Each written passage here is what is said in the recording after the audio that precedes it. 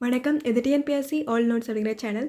இந்த வீடியோவில் 12ஆம் வகுப்பு வரலாற்று பாடம் காந்தியடிகள் தேசிய தலைவராக உருவெடுத்து மக்களை ஒன்றிணைத்தல் அப்படிங்கிற பாடத்தை முழுமையாக பார்த்தலாம். வீடியோ ஃபுல்லாக பாருங்கள். ஒரு பாடம் படிச்சுட்டோம் அப்படிங்கிற ஒரு திருப்தி உங்களுக்கு கிடைக்கும். காந்தியடிகள் தேசிய தலைவராக உருவெடுத்து மக்களை ஒன்றிணைத்தல்னு கொடுத்துருக்காங்க. அப்போது காந்தியை பற்றிய தகவல்கள் தான் அதிகமாக இந்த பாடத்தில் பார்க்க போகிறோம் அப்படிங்கிறத தெரிஞ்சுக்க முடியும். எப்படி அவர் தேசிய தலைவராகிறாரு, எப்படி மக்களை ஒன்றிணைக்கிறாரு அப்படிங்கிறது தான் தெரிஞ்சுக்க போகிறோம். இதில் இன்ட்ரோ கொடுத்துருக்காங்க. இதில் என்னெல்லாம் தெரிஞ்சுக்க போகிறோம் அப்படிங்கிறத கற்றல் நோக்கங்களை கொடுத்துருக்காங்க. சம்பரான் இயக்கம், கேதா சத்தியாகிரகம், மாண்டேகு செம்ஸ்ஃபோர்ட் சீர்திருத்தம், பிராமணர் அல்லாதோர் இயக்கம், ஒத்துழையாமை இயக்கம், ஜாலியன் வாலாபாக் படுகொலை, சுயராஜ்ய கட்சி அதோட செயல்பாடுகள், சைமன் குழு, வட்டமேசை மாநாடு, காந்தி இர்வின் ஒப்பந்தம், அம்பேத்கரும் அரசியலும், இதுதான் பார்க்க போகிறோம். இன்ட்ரோ கொடுத்துருக்காங்க. காந்தியோட முழு பேர் மோகன்தாஸ் கரம்சந்த் காந்தி. இவர் போர்பந்தரில் பிறக்கிறாரு. 1869 பிறக்கிறாரு. 1915 தான் இந்தியாவுக்கு வராரு. தென்னாப்பிரிக்காவில் இருந்துட்டு இந்தியாவுக்கு வராரு. தென்னாப்பிரிக்காவில் இந்த மாதிரி இனம்வாத அரசு, அவங்க பர்டிகுலர் இனத்துக்கு அவங்க சப்போர்ட் பண்ணிக்கிட்டு இருந்தாங்க. அந்த மாதிரி அரசுக்கு எதிராக காந்தியோட போராட்டங்கள் ஒரு சாதனையாக இருந்தது. அதே மாதிரியே நம்மளோட இந்தியாவிலையும் அவங்களுக்கு உதவணும் அப்படிங்கிறதுக்காக காந்தியடிகள் உறுதியாக நினச்சார். தென்னாப்பிரிக்காவில் இந்தியர்களுக்காக முன்னர் ஆதரவு திரட்டினது காங்கிரஸ் தலைவர்களோட அவருக்கு தொடர்பு இருந்தது. காந்தியடிகளுக்கு இந்திய தலைவர்களோட தொடர்பு அதனால் வந்துச்சு. கோபாலகிருஷ்ண கோகலேயோட செயல்பாடு, அதுக்கப்புறம் அவரோட கொள்கைகளால் ஈர்க்கப்பட்டு அவரை தன்னோட அரசியல் குருவாக ஏற்றுக்கிட்டாரு. அப்போ காந்தியோட அரசியல் குரு யார் அப்படின்னா கோபாலகிருஷ்ண கோகலே. அவர் தன்னோட அரசியல் குருவாக ஏற்றுக்கிட்டாரு. இந்தியாவை விட்டு 20 ஆண்டுகள் வெளில இருந்துட்டு காந்தி கோகலே சொன்னதுனால அவரோட அறிவுரை ஏற்றுக்கிட்டு இந்தியாவுக்கு வர்றாரு. நாடு முழுக்க ஒரு வருஷத்துக்கு சுற்றுப்பயணம் மேற்கொள்கிறாரு. அகமதாபாத்தில் சபர்மதி ஆசிரமத்தை நிறுவுறாரு. தன்னாட்சி, ஹோம் ரூல் இயக்கம், இந்த மாதிரி அரசியல் இயக்கத்துலலாம் அவர் பங்கெடுத்துக்கல. ஸோ இதில் முக்கியமான பார்த்துருக்கோம். 1869 பிறந்திருக்காருன்னு பார்த்துருக்கோம். அவரோட அரசியல் குரு யாருன்னா கோபாலகிருஷ்ண கோகலே, அதை பார்த்துருக்கோம். சபர்மதி ஆசிரமம் எங்கே நிறுவப்பட்டதுன்னா அகமதாபாத், அதை பார்த்துருக்கோம். ஸோ அடுத்தது, தென்னாப்பிரிக்காவில் இருந்தப்போ இனவாத அடிப்படையில் செயல்பட்ட அந்த நாட்டுக்கு அரசுக்கு எதிராக சத்தியம், அதாவது உண்மை, அஹிம்சை, வன்முறையற்ற தன்மை, இந்த மாதிரி அடிப்படையிலான சத்தியாகிரக போராட்டத்தை தான் படிப்படியாக உருவாக்கினார். தீமைக்கும் அநீதிக்கும் எதிராக போராடினாலும் ஒரு சத்தியாகிரகி அவரோட மனதில் அமைதியை நிலைநிறுத்துறோட தவறு செய்தவரை வெறுக்கக்கூடாது. எதிர்ப்போட பாதையில் ஒரு சத்தியாகிரக சிரமங்கள் வரும். ஆனால் அவரோட நடவடிக்கையில் வெறுப்புக்கெல்லாம் இடம் கிடையாது. இந்த மாதிரிலாம் அவர் நிறைய சொல்லியிருந்தார். அஹிம்சையும் உண்மையும் தான் தைரியமானவர்கள், அதுக்கப்புறம் அச்சம் இல்லாதவங்களோட ஆயுதங்களாக இருக்கும். அது கோழையோட ஆயுதம்லாம் கிடையாது. இந்த மாதிரி காந்தி நிறைய எண்ணங்களை மக்களுக்கு கொண்டு போய் சேர்த்தாரு. காந்தியடிகளோட சத்தியாகிரக சோதனைகள். ஃபஸ்ட்டு சம்பரான் இயக்கம். வருடம் 1917. சம்பரான் இயக்கம் தான் ஃபஸ்ட்டு 1917. சம்பரானில் இருக்கக்கூடிய விவசாயிகள் கேட்டுக்கிட்டதுனால இந்திய மக்களை ஒன்றிணைக்கிற முதல் முயற்சியை காந்தி மேற்கொள்கிறாரு. அவர் போராட்டத்தை ஸ்டார்ட் பண்ணுறதுக்கு முன்னாடி அங்கே இருக்க நிலைமை பற்றி விரிவாகவே ஆராய்ச்சி பார்க்குறாரு. பீகாரில் சம்பரான் மாவட்டத்தில் இருந்த கருநீல சாய விவசாயிகள் ஐரோப்பிய வர்த்தகர்களால் பெரிதும் ஏமாற்றப்பட்டாங்க. யார்? இண்டிகோ விவசாயிகளை அந்த ஐரோப்பிய வர்த்தகர்கள் ஏமாத்தினாங்க. எந்த மாவட்டம்? சம்பரான் மாவட்டத்தில். அவங்கள்ட்ட இருந்த 20ல் 3 பங்கு நிலத்தில் விவசாயிகள் கருநில சாயத்தை கட்டாயம் விளைவிக்கணும்னு சொன்னாங்க. 20ல் 3 பங்கு கட்டாயம் கருநில சாயத்தை விளைவிக்கணும்னு சொன்னாங்க. அதையும் வர்த்தகர்கள் என்ன விலைக்கு சொல்கிறாங்களோ அந்த விலைக்கு தான் விற்கணும்னு சொன்னாங்க. இந்த கட்டமைப்பு விவசாயிகளை சுரண்டதோட அவங்க வாழ்க்கையில் வறுமை ஏற்பட்டது. ராஜேந்திர பிரசாத் மஜாருல் ஹக், ஆச்சாரிய கிருபாலினி, மகாதேவ தேசாய் இந்த மாதிரி உள்ளூர் தலைவர்களோட காந்தி விரிவாக விசாரணை பண்ணுறாரு.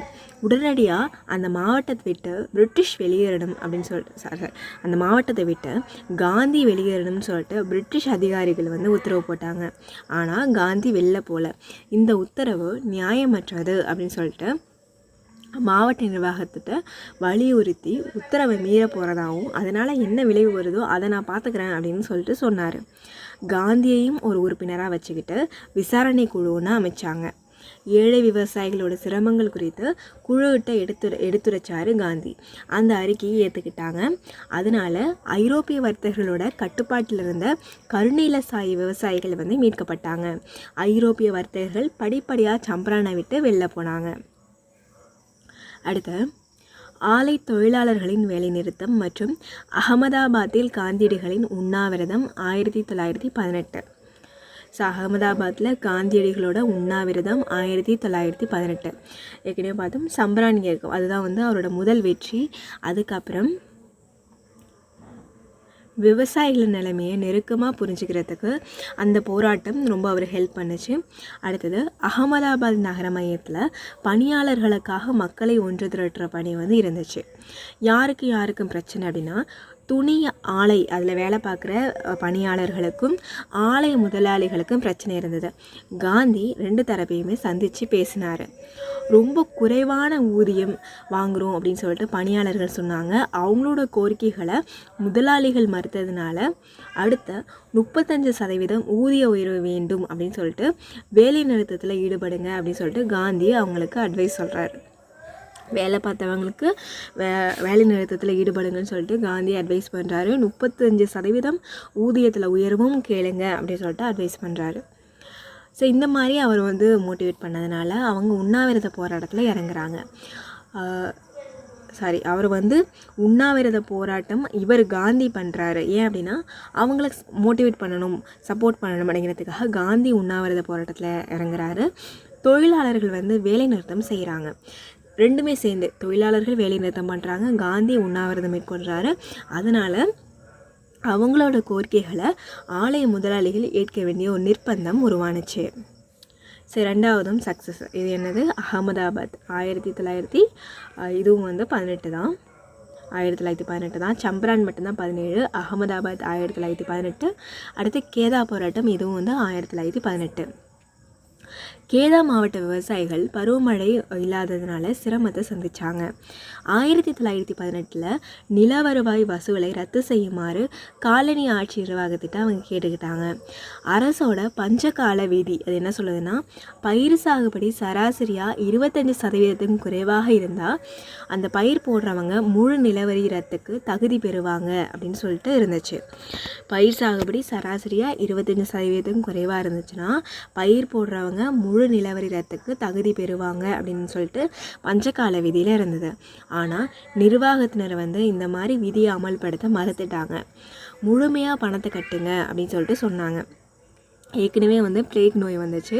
அதிகமாக விலையேற்றம்னாலையும் பஞ்சத்தினாலையும் பாதிக்கப்பட்ட விவசாயிகள் வந்து காந்தியடிகளை வந்து நாடி போகிறாங்க. காந்தியடிகள் எதில் உறுப்பினராக இருந்தாருன்னா இந்திய பணியாளர் சங்கத்தில் உறுப்பினராக இருந்தார். அந்த சங்கத்துக்கிட்ட டைரெக்டாக போயிட்டு அவங்க உதவி கேட்குறாங்க. அதில் காந்தி உறுப்பினராக இருந்திருக்காரு. ஏழை விவசாயிகள் சார்பாக விதல்பாய் பட்டேலோடு இணைந்து தலையிட்ட காந்தியடிகள் பணம் செலுத்துறதை நிறுத்திட்டு இந்த மாதிரி பழிவாங்குகிற நடவடிக்கையை எதிர்த்து சாகுமறை போராட்டம் நடத்துங்க அப்படின்னு சொல்லிட்டு அறிவுறுத்தினார்.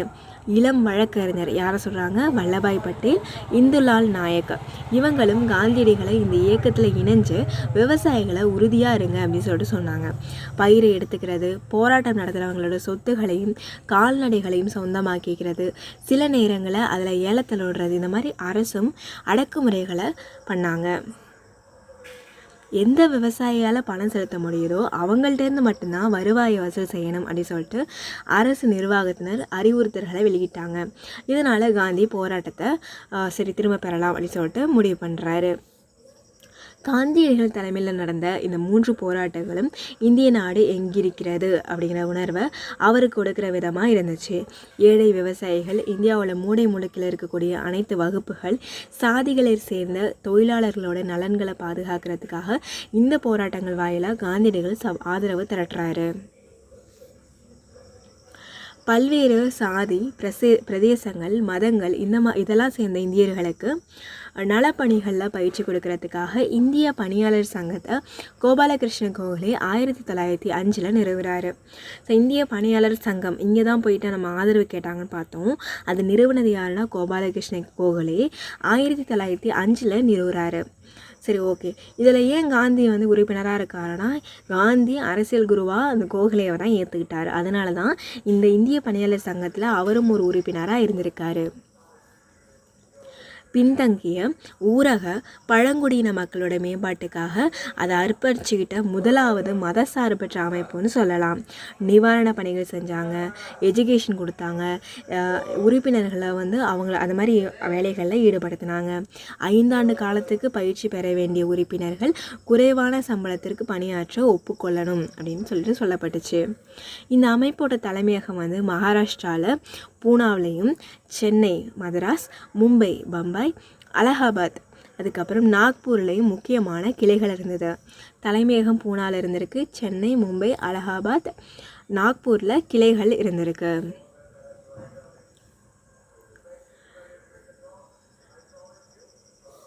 அடுத்தது மாண்டேகு செம்ஸ்ஃபோர்ட் சீர்திருத்தங்கள். ஸோ இந்தியாவுக்கான பிரிட்டிஷ் வெளியுறவு அமைச்சர் யார்? எட்வின் மாண்டேகு. அதுக்கப்புறம் அரச பிரதிநிதி வைஸ்ராய்ன்னு சொல்கிறாங்க, செம்ஸ்ஃபோர்டு. இவங்க 2 பேரும் இந்தியாவுக்கான அரசியல் சாசன மாற்றங்களை சொன்னாங்க. அதுதான் பின்னாடி 1919 இந்திய கவுன்சில்கள் சட்டம் அப்படின்னு சொல்லிட்டு அழைக்கப்பட்டது. இதை மாண்டேகு செம்ஸ்ஃபோர்ட் சீர்திருத்தம், இதை வந்து 1919 இந்திய கவுன்சில்கள் சட்டம் அப்படின்னு அழைக்கப்பட்டது. மாகாண சட்டப்பேரவைகளை பெரும்பான்மையாக தேர்ந்தெடுக்கப்பட்டவர்களுடன் விரிவுபடுத்த இந்த சட்டம் வகை செய்தது. மாகாண சட்டப்பேரவை இருக்குன்னா அதில் தேர்ந்தெடுக்கப்பட்டவர்கள் அதிகமாக இருக்கிற மாதிரி விரிவுபடுத்துறதுக்கு இந்த சட்டம் ஒரு வகை செஞ்சு கொடுத்தது. இரட்டை ஆட்சியின் கீழே மாகாண அரசுகளுக்கு நிர்வாகத்தில் அதிகமான பங்கு கொடுக்கப்பட்டது. இந்த திட்டத்தின் கீழே சட்டம் ஒழுங்கு, நிதி, இந்த மாதிரி முக்கியமான துறைகள் ஆங்கிலேயர்களுக்கு ஒதுக்கீடு செய்யப்பட்டது. அவங்க எல்லாருமே ஆளுநரோட நேரடி கட்டுப்பாட்டு கீழே வந்தாங்க. சுகாதாரம், கல்வி, உள்ளாட்சி, இந்த மாதிரி மற்ற துறைகள் இந்திய பிரதிநிதிகளுக்கு மாற்றப்பட்டுச்சு. இந்த மாற்றப்பட்ட துறைகளுக்கு பொறுப்பேற்ற அமைச்சர்கள் சட்டப்பேரவைகளுக்கு கடமைப்பட்டவங்களாக இருந்தாங்க. ஒதுக்கீடு செய்யப்பட்ட துறைகளுக்கு பொறுப்பேற்றுக்கிட்டவங்க சட்டப்பேரவைகளுக்கு கடமைப்பட்டவங்க கிடையாது. அது மட்டும் இல்லாமல் சிறப்பு அதிகாரங்கள் கீழே அந்தந்த மாகாணங்களோட ஆளுநர்கள் அமைச்சர்களை அதிகாரம் செய்ய முடியும். அதனால் இந்த அமைப்பு அப்படிங்கிறது ஒரு கேள்விக்குரியதாக இருந்துச்சு. மத்திய சட்டப்பேரவை குறித்து விவரிக்கும் சட்ட அம்சம் 2 அவைகளுடன் இரட்டை அடுக்கு சட்டப்பேரவை மற்றும் மேலவையை உருவாக்குனுச்சு. 2ஆக பிரித்தாங்க. முக்கியமான துறைகள் எல்லாமே ஆங்கிலோட கட்டுப்பாட்டில் இருந்தது. அதாவது சட்டம், ஒழுங்கு, நீதி இதெல்லாம் வந்து ஆங்கிலோட கட்டுப்பாட்டில் இருந்தது. சுகாதாரம், கல்வி, உள்ளாட்சி இதெல்லாம் இந்திய பிரதிநிதிகளோட கட்டுப்பாட்டில் இருந்தது. இவங்க வந்து இந்த துறைகளை சார்ந்தவங்க அரசுக்கு வந்து கட்டுப்பட்டவங்க கிடையாது. ஆனால் மற்ற துறைகளை சார்ந்த இந்திய பிரதிநிதிகளை வந்து சட்டப்பேரவைகளுக்கு கடமைப்பட்டவங்களாக இருந்தாங்க. இந்த மாதிரி 2ஆக பிரிச்சிருந்தாங்க. மத்திய சட்டப்பேரவையில் இருந்த 144 மொத்த உறுப்பினர்களில் 41 உறுப்பினர்கள் நியமனம் செய்யப்பட வேண்டும். மாநிலங்களவை அப்படின்னு சொல்லிட்டு அழைக்கப்பட்ட மேலவையில் மொத்தம் இருந்த 60 உறுப்பினர்களில் 26 நபர்கள் நியமன உறுப்பினர்களாக இருந்தாங்க. ஸோ 144ல் 41 உறுப்பினர்கள் மத்திய சட்டப்பேரவையில் நியமனம் செய்யப்படும் சொன்னாங்க. மாநிலங்களவைன்னு சொல்லப்படுற மேலவையில் மொத்தம் 60 பேரில் 26 நபர்கள் வந்து நியமன உறுப்பினர்களாக தான் இருந்தாங்க, தேர்ந்தெடுக்கப்பட்டவங்களாம் இல்லை. கவர்னர் ஜெனரல் அவரோட நிர்வாக கவுன்சில் மேலே 2 அவைகளுக்கும் எந்த ஒரு கட்டுப்பாடும் கிடையாது. ஆனால் மாகாண அரசுகள் மீது மத்திய அரசுக்கு முழு கட்டுப்பாடு இருந்தது. இதோட விளைவாக ஐரோப்பிய இல்லைனா ஆங்கில அதிகாரியோட கைகளில் தான் அதிகாரம் கொண்டு போய் சேர்ந்தது. வாக்களிக்கிற உரிமையும் தொடர்ந்து கட்டுப்பாடுகள் இருந்துக்கிட்டே இருந்தது. பிரிட்டனோட போர் முயற்சிகளுக்கு இந்தியா வந்து சப்போர்ட் பண்ணாங்க. அதனால இந்தியாவுக்கு ஏதாவது பண்ணுவாங்க அப்படின்னு சொல்லிட்டு எதிர்பார்த்தாங்க. ஆனால் இந்த திட்டம் 1918 வந்தப்போ இந்தியா முழுக்கமே ஒரு விமர்சனத்துக்கு உள்ளானுச்சு. 1918 ஆகஸ்ட் மாதம் பம்பாயில் இருந்த இந்திய தேசிய காங்கிரஸோட சிறப்பு அமர்வில் இந்த திட்டம் பற்றி விவாதிச்சாங்க. இந்த திட்டம் ஏமாற்றத்தையும் அதிருப்தியும் கொடுக்குறதா இருந்துச்சுன்னு சொல்லிட்டு காங்கிரஸ் சொன்னாங்க. பொது கருத்தை உருவாக்குறதுல அவங்க வழக்கமாக ஃபாலோ பண்ண ஆசை காட்டி மோசம் செய்கிற கொள்கையை காலனி அதிக அரசு ஃபாலோ பண்ணுச்சு.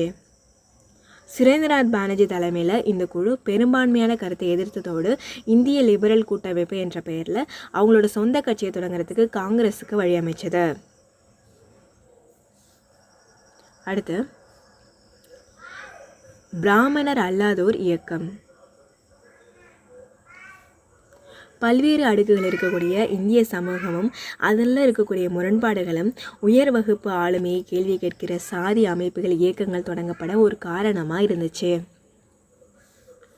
இந்தியாவோட கிழக்கு பகுதியில் தொடங்கப்பட்ட வங்காளத்திலையும் இந்தியாவோட கிழக்கு பகுதியில் தொடங்கப்பட்ட நாமசூத்ரா இயக்கம், இந்தியாவோட வடமேற்கு பகுதியில் தொடங்கப்பட்ட ஆதி தர்மா இயக்கம், வடமேற்கு பகுதியில் தொடங்கப்பட்ட ஆதி தர்மா இயக்கம், மேற்கு இந்தியாவில் சத்திய சோதக் இயக்கம், தென்னிந்தியாவில் திராவிட இயக்கங்கள் இந்த நூற்றாண்டோட திருப்பத்தில் அவங்களோட குரல்களை எழுப்புனுச்சு. ஏன் அப்படின்னா பிராமணர்கள் அவங்களோட இதுதான் அதிகமாக இருந்துச்சு. அவங்களுக்கு எதிராக அந்தந்த ஒரு இந்தியாவில் 4 பக்கங்களிலும் இந்த மாதிரி இயக்கங்கள் வந்து உருவானுச்சு.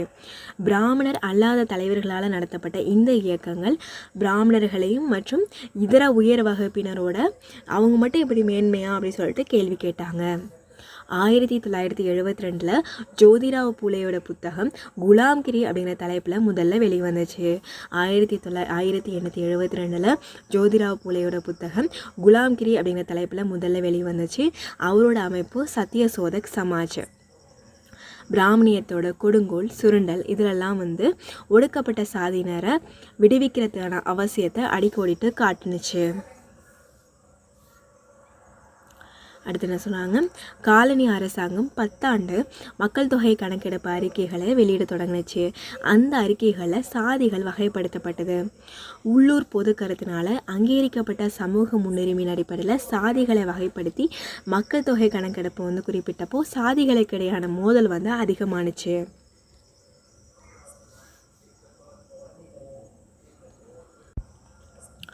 பிராமணர் அல்லாத இயக்கங்கள்லேருந்து 2 போக்கு வெளியானுச்சு. கீழ்நிலை சாதிகளுக்கு சமஸ்கிருதத்தை சொல்லிக் கொடுக்கறது, இன்னொன்று அந்த காலகட்டத்தில் தீவிரமாக இருந்த ஏழைகளுக்கு ஆதரவாகவோ இல்லைனா முற்போக்கு தொழிலாளர் மற்றும் விவசாயிகளுக்கு ஆதரவான இயக்கங்கள் அதெல்லாம் வந்து செயல்பட்டுச்சு. வடக்கு மற்றும் கிழக்கு சாதி இயக்கங்கள் பெரும்பாலும் சமஸ்கிருதம் சார்ந்தும், மேற்கத்திய மற்றும் தெற்கத்திய இயக்கங்கள் பிளவுபட்டு அப்போது வளர்ந்து வந்த தேசியவாத மற்றும் திராவிட இடதுசாரி இயக்கங்களை சேர்த்து கொண்டன. ஏற்கனவே பார்த்தது தான் இந்தியா முழுக்க எப்படி இந்த மாதிரி இயக்கங்கள் வந்து மாறுபட்டு இருந்துச்சு அப்படின்றதான் சொல்லியிருக்காங்க. நம்ம பாயிண்ட்ஸ் மட்டும் பார்க்கலாம். பிராமணர்களோட அந்த ஆதிக்கத்துக்கு அதிகமான காரணம் என்னென்னா, அவங்க வந்து மக்கள் தொகையில் 3.2% தான் இருக்காங்க. ஆனால் அவங்களில் 72% பேர் பட்டதாரியாக இருக்காங்க. இதுதான் அவங்களோட அந்த தெற்கில் நம்ம சைடில் அதுக்கான காரணம் வந்து அவங்க படித்தவங்களாக இருந்தது தான் ஒரு காரணம் அப்படிங்கிறத சொல்லியிருக்காங்க. பிராமணர் அல்லாதவங்களை சாதிகளை சேர்ந்த படித்த வர்த்தக சமூக உறுப்பினர்கள் சவால்களை அவங்க ஸ்டார்டிங்கில் சந்திக்க வேண்டியது இருந்துச்சு. 1916 இறுதியில் பிராமணர் அல்லாதோர் உருவாக்கின அறிக்கையில் இதெல்லாம் வந்து தெளிவாக எடுத்து சொன்னாங்க. என்னென்ன அவங்களுக்கு பிரச்சனைகள் இருக்குது அப்படிங்கிறத எடுத்து சொன்னாங்க. முக்கியமானது பார்க்கலாம். தீவிரமான தலித் பகுஜன் இயக்கம் அம்பேத்கர் தலைமையிலையும், சுயமரியாதை இயக்கம் தந்தை பெரியார் ஈவே ராமசாமி தலைமையிலையும் உருவாகுனுச்சு. இந்த இதுதான் சமூக நீதி குறித்து இந்த 2 பகுதிகளிலுமே செயல்பட்டுச்சு. போகிறோம். ஃபஸ்ட்டில் என்ன சொல்கிறாங்கன்னா, மிதவாத தேசியவாதிகளுக்கு முக்கியத்துவம் கொடுக்கறதும் தீவிர தேசியவாதிகளை தனிமைப்படுத்துறதும் பிரிட்டிஷாரோட ஒரு கொள்கையோட ஒரு பகுதியாக இருந்துச்சு. 1919 இந்திய கவுன்சில்கள் சட்டம், ரவுலட் சட்டம் இது 2மே ஒரே வருடம் வெளியானது. 1919 இந்திய கவுன்சில்கள் சட்டம், ரவுலட் சட்டம் 2மே ஒரே வருடத்தில் இயற்றப்பட்டுச்சு. உலகப்போர் நடந்த காலகட்டத்தில் தீவிர தன்மையுடையோர் தேசபக்த புரட்சியாளர்களுக்கு எதிரான அடக்குமுறை நடவடிக்கைகள் தொடர்ந்து இருந்துச்சு. ஏற்கனவே பார்த்தோம், மிதவாத தேசியவாதிகளுக்கு தான் சப்போர்ட் பண்ணாங்க, தீவிர தேசியவாதிகளுக்கு சப்போர்ட் பண்ணலை. அதனால் அவங்களுக்கு எதிரான அடக்குமுறைகள் வந்து தொடர்ந்து இருந்தது. நிறைய பேர் வந்து தூக்கில் போட்டாங்க, இல்லைனா நீண்ட காலத்துக்கு சிறையில் வச்சாங்க. பொதுவாக மக்கள்கிட்ட போராட்ட எண்ணம் அப்படிங்கிறது ஸ்ட்ராங் ஆகும்போது இன்னும் அடக்குமுறை நடவடிக்கைகளோட அவங்கள வந்து பலப்படுத்திக்கணும் அப்படின்னு சொல்லிட்டு தான் அரசு வந்து விரும்பினாங்க. மத்திய சட்டப்பேரவையோட ஒவ்வொரு உறுப்பினரும் இந்த மசோதாவை எதிர்த்த நிலையில் 1919 மார்ச் மாதம் ரவுலட் சட்டத்தை அரசு நிறைவேற்றினுச்சு. ஸோ மத்திய சட்டப்பேரவையில் இருக்கக்கூடிய எல்லா உறுப்பினர்களுமே இந்த மசோதாவை எதிர்த்தாங்க. 1919 மார்ச்சில் ரவுலட் சட்டத்தை அரசு வந்து நிறைவேற்றினுச்சு. எந்த விதமான நீதிமன்ற விசாரணையும் இல்லாமல் யாரையும் சிறையில் அடைக்கிறதுக்கு அரசுக்கு இந்த சட்டம் வந்து அதிகாரம் கொடுத்தது. காந்தியும் சரி அவரோட நண்பர்களும் சரி இதை பார்த்து அதிர்ச்சி அடைந்தாங்க. காந்தி நிறுவன சத்தியாகிரக சபை இந்த சட்டத்தை மீறது அப்படின்னு சொல்லிட்டு முதலாக உறுதி எடுத்துக்கிட்டாங்க. கூட்டங்கள், அந்நிய துணிகளை புறக்கணிக்கிறது, பள்ளிகளை புறக்கணிக்கிறது, கள்ளுக்கடைகளுக்கு முன்னாடி ஆர்ப்பாட்டங்கள் நடத்துறது, மனுக்கள், போராட்டங்கள், இந்த மாதிரி பழமையான ஆர்ப்பாட்ட முறைகளை விட்டுட்டு புதுமையான முறைகளை ஃபாலோ பண்ணாங்க. தொழிலாளர்கள், கைவினை கலைஞர்கள், விவசாயிகள் இவங்களோட பெரும் பங்கேற்போட சத்தியாகிரகம் அப்படிங்கிற ஒரு ஆயுதம் வந்து பயன்படுத்தப்பட்டுச்சு. காந்தி இதோட அடையாளமாக மாறினுச்சு. 1919 மார்ச் ஏப்ரல் மாதங்களில் ரவுலட் சட்டத்துக்கு எதிராக வேலை நிறுத்தம் பண்ணுங்க அப்படின்னு சொல்லிட்டு காந்தி கேட்டுக்கிட்டோம். நாடு முழுக்க ஒரு ஊக்கம் வந்து கிடைச்சிது. இந்துக்களையும் முஸ்லீம்களையும் ஒன்றிணைத்த கிலாபத் இயக்கத்தையும் இதோட அவர் வந்து இணைச்சார். அடுத்தது ஜாலியன் வாலாபாக் படுகொலை. நாடு முழுக்க நடந்த மக்கள் போராட்டம், மக்கள் கிட்ட காணப்பட்ட ஒரு உள்ளுக்குள்ள அவங்களுக்குன்னு ஒரு எழுச்சி வந்ததுனால காலனி அரசுக்கு வந்து ஒரு கோபம் வந்துச்சு. பிரிட்டிஷ் வந்துக்கும் ஒரு கோபம் வந்துச்சு. 1919 ஏப்ரல் 13 அமிர்தசரஸ் நகரில் ஜாலியன் வாலாபாக் பகுதியில் ஒரு எதுவுமே ஆயுதங்கள் இல்லாமல் மக்கள் குழுமை இருக்கும்போது அவங்க மேலே கொடுமையான அரசியல் குற்றங்கள் வந்து இழைக்கப்பட்டுச்சு. என்ன பண்ணாங்கன்னு பார்க்கலாம். சத்யபால், சாய்புதீன் கிச்லு இவங்களை கைது செய்கிறதுக்கு எதிர்ப்பு தெரிவித்து அமைதியான முறையில் ஆர்ப்பாட்டம் நடத்துறதுக்காக 2000க்கும் அதிகமான மக்கள் போராட்ட களத்தில் இருந்தாங்க. யார்? சத்யபால், சாய்புதீன் கிச்லு அப்படிங்கிற தலைவர்கள் அவங்கள கைது பண்ணதுக்கு எதிர்ப்பு தெரிவித்து அமைதியான முறையில் போராட்டம் நடத்துறதுக்காக 2000க்கும் அதிகமான மக்கள் அந்த போராட்ட களத்தில் இருந்தாங்க. பஞ்சாபோட துணைநிலை ஆளுநராக மைக்கேல் ஓ டயரும் இராணுவ கமாண்டராக ஜென்ரல் ரெஜினால்ட் டயரும் பதவியில் இருந்தாங்க. பஞ்சாபோட துணைநிலை ஆளுநராக வந்து மைக்கேல் ஓ டயர், இராணுவ கமாண்டராக வந்து ஜெனரல் ரெஜினால்ட் டயரும் பதவியில் இருந்தாங்க. அவங்க 2 பேருமே அவங்களோட அதிகாரங்களை பயன்படுத்தி ஆர்ப்பாட்டக்காரர்களுக்கு பாடம் நடத்தணும் அப்படின்னு சொல்லிட்டு விரும்பினாங்க. ஆர்ப்பாட்டக்காரர்கள் கூடியிருந்த அந்த இடத்துக்கு வந்து ஒரே ஒரு சின்ன வாகல், குறுகிய வாயில் மட்டும்தான் இருந்துச்சு. அங்கே வந்து குழுவி இருந்த மக்களை வந்து எந்திர துப்பாக்கியில் குண்டுகள் முடிகிற வரைக்கும் சுடுங்க அப்படின்னு சொல்லிட்டு ஜெனரல் டயர் வந்து உத்தரவு போடுறாரு. அரசு தகவல் படி உயிரிழந்தவங்களோட எண்ணிக்கை அப்படிங்கிறது 379 அப்படின்னு சொல்லிட்டு தான் அரசு கொடுத்துருக்காங்க. ஆனால் உண்மையில் பார்க்கும்போது 1000க்கும் மேற்பட்டவர்கள் இறந்திருக்கக்கூடும் அப்படின்னு சொல்லப்படுது. இராணுவ சட்டம் பஞ்சாப் முழுவதும் அமல்படுத்தப்பட்ட நிலையில் மக்கள் சொல்ல முடியாத அளவுக்கு துயரங்களை சந்திச்சாங்க. இந்த கொடுமைகளை பார்த்து நாடு முழுக்க கொந்தளிச்சது. பம்பாய், கல்கத்தா, டெல்லி, லாகூர் இந்த இடங்களில் ரவுலட் சட்டங்களுக்கு எதிராக பெரிய அளவில் போராட்டங்கள் நடந்த நிலையில் அங்கே ஆர்ப்பாட்டக்காரர்கள் மீது துப்பாக்கிச்சூடும் நடத்தப்பட்டுச்சு. வன்முறை நிகழ்வுகள் அப்படிங்கிறது பல இடங்களில் நடந்துச்சு. இந்த கொடுமைகளுக்கு எதிர்ப்பு தெரிவித்து ரவீந்திரநாத் தாகூர் உட்பட பல பிரபலங்கள் அவங்களுக்கு கொடுக்கப்பட்ட பட்டங்களை வேணாம் அப்படின்னு சொல்லிட்டு திருப்பி கொடுத்தாங்க. ஜாலியன் வாலாபாக் படுகொலைக்கு அப்புறம் ரவீந்திரநாத் தாகூர் தன்னோட அரச பட்டத்தை உடனடியாக வந்து கொடுத்துட்டாரு. 1919 மே மாதம் 31 அரச பிரதிநிதிக்கு அனுப்பின எதிர்ப்பு கடிதத்தில் தாகூர் இந்த மாதிரி எழுதியிருக்காரு. என்ன அப்படின்னா, இணக்கமற்ற சூழல் நிலவும் வேளையில் அவமானத்தின் சின்னமாக இந்த மதிப்புக்குரிய பட்டம் திகழ்கிறது. மனிதர்களாக கூட கருத முடியாத நிலையில் மதிப்பிழந்து போன எனது நாட்டு மக்களுக்கு ஆதரவாக எனது தரப்பில் நான் மேற்கொள்ளும் செயலாக எனக்கு வழங்கப்பட்ட அனைத்து சிறப்பு பட்டங்களையும் திரும்ப ஒப்படைக்கிறேன் அப்படின்னு சொல்லிட்டு எழுதுறாரு வைஸ்ராய்க்கு. ஸோ இந்த மாதிரி ஒரு சூழலில் இந்த பட்டத்தை வச்சுருக்கதே நான் அவமானமாக நினைக்கிறேன். ஒரு மனிதர்களாக கூட நான் எங்களை பார்க்கல அப்படிங்கும்போது என்னோடய நாட்டு மக்களுக்கு ஆதரவாக என்னோடய தரப்பில் நான் செய்யக்கூடிய ஒரு செயலாக எனக்கு என்னென்ன இப்போ சிறப்பு பட்டம் கொடுத்தீங்களோ அதெல்லாம் நான் திரும்ப கொடுத்துட்றேன் அப்படிங்கிறாரு. அடுத்தது கிலாபத், பஞ்சாப் கொடுமை, இந்த 2 காரணங்களால் ஒத்துழையாமை இயக்கம் அப்படிங்கிறது தொடங்கப்படுது. துருக்கி சுல்தான், அதுக்கப்புறம் இஸ்லாமிய புனித தலங்கள் தொடர்பானது கிலாபத் இயக்கம். ஜாலியன் வாலாபாக்கில் ஆர்ப்பாட்டக்காரர்கள் மீது தாக்குதல் நடத்தப்பட்டு படுகொலை செய்யப்பட்ட அந்த நிகழ்வு பேர் என்ன சொல்கிறாங்கன்னா பஞ்சாப் கொடுமைன்னு சொல்கிறாங்க. பிரிட்டிஷ் ஆட்சியாளர்களோட உறுதிமொழிக்கு எதிராக இஸ்லாமிய புனித தலங்களோட கட்டுப்பாட்டை இஸ்லாம் அல்லாத சக்திகள் தங்கள் கட்டுப்பாட்டில் எடுத்துக்கிட்ட நிலையில் ஜாலியன் வாலாபாக்கில் நடத்தப்பட்ட கொடுமைகளுக்கு காரணமான ரெஜினால்ட் டயர், மைக்கேல் ஓ டயர் 2 பேரையுமே பிரிட்டிஷ் நீதிமன்றங்கள் குற்றங்களிலிருந்து விடுதலை செஞ்சது. கால்சா ஆதரவற்ற காப்பகத்தில் வளர்க்கப்பட்ட சீக்கிய 10 பருவ இளைஞரான உத்தம் சிங் இந்த நிகழ்வை அவரோட கண்களால் பார்க்குறாரு. கால்சா ஆதரவற்ற காப்பகத்தில் வளர்க்கப்பட்ட சீக்கிய 10 பருவ இளைஞர், அவர் 15 வயதுகள்லாம் இருக்கார். அவரோட பேர் உத்தம் சிங். ஸோ அவர் இந்த நிகழ்வை பார்க்குறாரு. ஜாலியன் வாலாபாக் படுகொலைக்கு பழி தீர்க்கணும் அப்படிங்கிறதுக்காக 1940 மார்ச் 30 லண்டனில் காக்ஸ்டன் அரங்கில் மைக்கேல் ஓ டயரை உத்தம் சிங் படுகொலை செய்கிறாரு. 1940 மார்ச் 30 லண்டனில் காக்ஸ்டன் அரங்கில் மைக்கேல் ஓ டயரை உத்தம் சிங் கொன்னுடுறாரு. லண்டனில் பென்டோன்வில்லே சிறையில் உத்தம் சிங்கை வச்சு தூக்கில் போட்டாங்க. லண்டனில் பென்டோன்வில்லே சிறையில் உத்தம் சிங்கை தூக்கில் போட்டாங்க.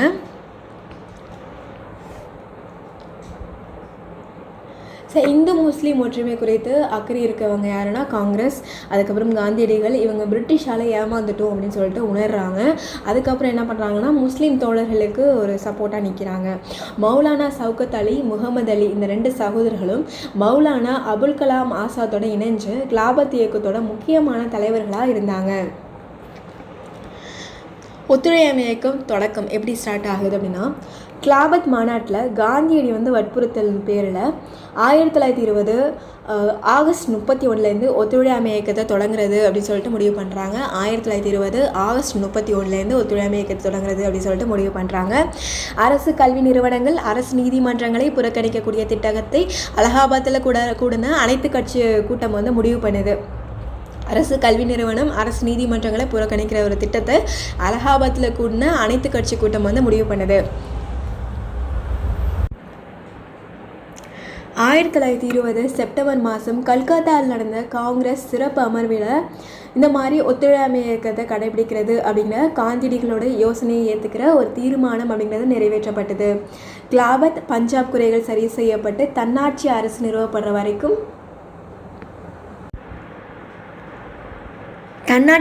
நிறுவப்படுற வரைக்கும் இந்த ஒத்துழையாமையை கடைபிடிக்கணும் அப்படின்னு சொல்லிட்டு உறுதிமொழி எடுத்துக்கிறாங்க. ஸ்கூலு, காலேஜு, அப்புறம் கோர்ட்டு, அரசு அலுவலகம், சட்டப்பேரவை, அந்நிய பொருள்களை புறக்கணிக்கிறது, அரசு வழங்கின பட்டங்களையும் விருதுகளையும் திரும்ப ஒப்படைக்கிறது, இந்த மாதிரி ஒத்துழையாமை இயக்கத்தில் சேர்க்கப்பட்டது.